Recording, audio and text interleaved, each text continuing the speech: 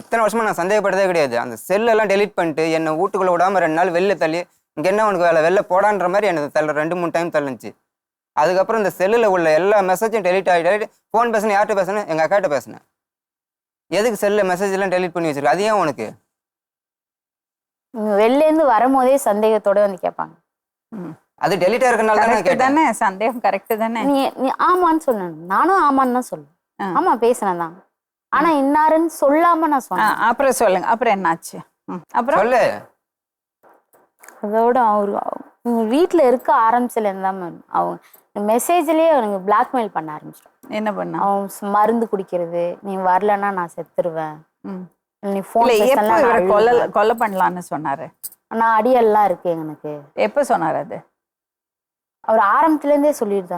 என்ன சொன்னாரு? அடியெல்லாம் நாங்க வச்சிருக்கோம் எங்க ஊர்ல. எனக்கு நான் முன்னாடியே ஏற்கனவே அந்த வேலை தான் பார்த்தேன், அதெல்லாம் எனக்கு ரொம்ப ஈஸியான வேலை. நீ என்னிட்டே எங்க வீட்டுக்கார பத்தி என்ன கொன்னுடுவேன்னு சொல்றியா அப்படின்ட்டு நான் போனை கட் பண்ணிடுவேன், பேச மாட்டேன். பேசலாம் அவங்க அழுவாங்க, இல்லைன்னா போன் எடு அப்படின்னு சொல்லிட்டு வெளில வந்து நின்றுட்டு சொல்லுவாங்க.